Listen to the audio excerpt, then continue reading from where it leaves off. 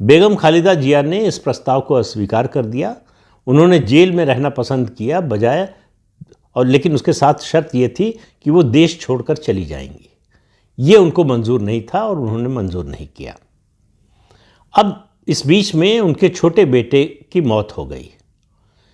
शेख हसीना ने उस समय संबंध सुधारने की कोशिश की, मातम पुरसी के लिए उनके घर गई, लेकिन उनको मिलने नहीं दिया गया। कहा गया कि वो उनको बेहोशी की दवा या सोने की दवा दी गई है, वो मिलने की स्थिति में नहीं है। फिर दोनों की मुलाकात कभी हुई नहीं।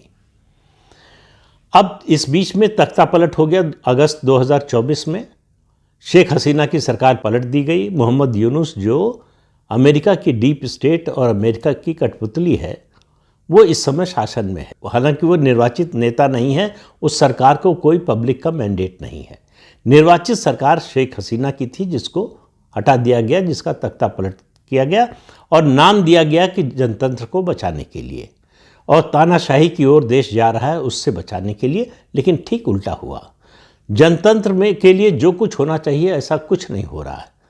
पूरा बांग्लादेश इस समय जिहादी तत्वों के हाथ में है। पाकिस्तान की आईएसआई और पाकिस्तान की आर्मी के निर्देशन में देश चल रहा है, और भारत के खिलाफ षड्यंत्र में बांग्लादेश और मोहम्मद यूनुस पूरी तरह से शामिल हैं।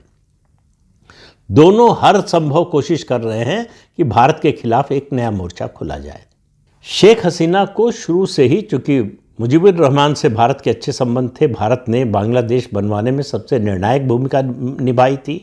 कई हजार हमारे सैनिक मारे गए, हमारे विमान ध्वस्त हुए, बहुत बड़ी कीमत भारत ने चुकाई थी बांग्लादेश बनाने में।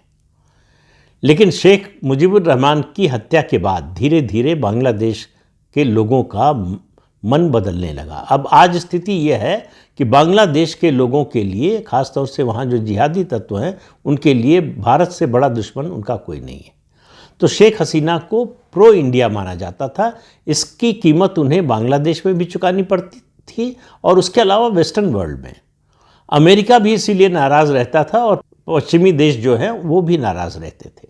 एक समय ऐसा था कि चूँकि दोनों बारी बारी से, मतलब कम से कम 2 बार तो खालिदा जिया प्रधानमंत्री रही, भारत ने दोनों से संबंध बेहतर करने की कोशिश की।